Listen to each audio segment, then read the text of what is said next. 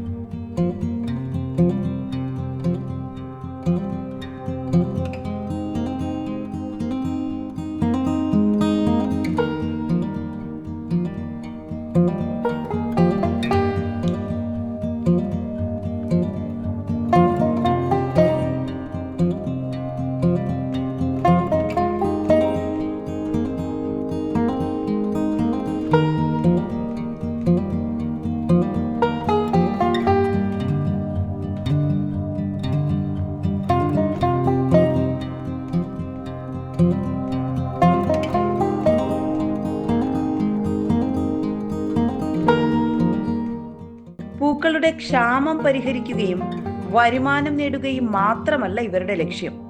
ഒപ്പം മാനസികമായ ഉല്ലാസം കൂടി പൂക്കൃഷിയിലൂടെ ഇവർ ലക്ഷ്യമിടുന്നു.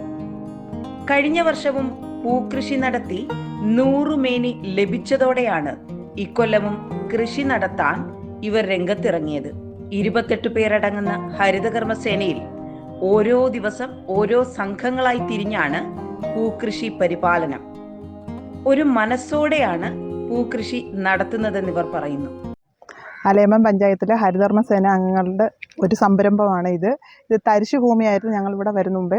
അതിന് ഞങ്ങൾ ആ തരിശു ഭൂമി പൂ കൃഷിക്ക് സജ്ജമാക്കി അത് നമുക്ക് അലയമൺ പഞ്ചായത്തിലെ എല്ലാ പഞ്ചായത്ത് അംഗങ്ങളുടെയും ഭരണസമിതിയുടെയും പിന്തുണയോടെയാണ് നമ്മളിതെല്ലാം ചെയ്തത്.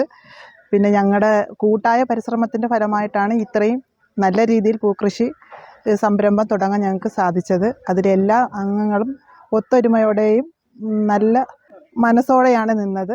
ഇതിൽ ആരും പിന്നോട്ട് പോവാതെ എല്ലാവരും മുന്നോട്ട് തന്നെ നല്ല രീതിയിൽ ഇത് ഒരു നല്ല വിജയം കൈവരിക്കണം എന്നുള്ള രീതിയിലാണ് എല്ലാവരും ഒത്തൊരുമയോടെ നിന്നത്. അതിന് എല്ലാവരും എന്ന് വെച്ചാൽ നമ്മുടെ കോർഡിനേറ്ററായ രാഹുൽ സാറ്, പഞ്ചായത്ത് അംഗങ്ങൾ, ഹരിതകർമ്മസേന അംഗങ്ങൾ എല്ലാവരും ഒരുപോലെ. പിന്നെ കൃഷി ഓഫീസിൻ്റെ സഹായം ഞങ്ങൾക്ക് ഒരുപാടുണ്ടായിരുന്നു. കൃഷി ഓഫീസർ എല്ലാ കാര്യത്തിലും ഞങ്ങൾക്ക് എല്ലാ കാര്യങ്ങളും പറഞ്ഞു തരാൻ മുന്നോട്ട് തന്നെ ഉണ്ടായിരുന്നു. MCF സർക്കാർ ആശുപത്രി, സ്കൂൾ ഉൾപ്പെടെ 3 ഇടങ്ങളിൽ കുറി ചെണ്ടുമല്ലി കൃഷി നടത്തിയിട്ടുണ്ട്.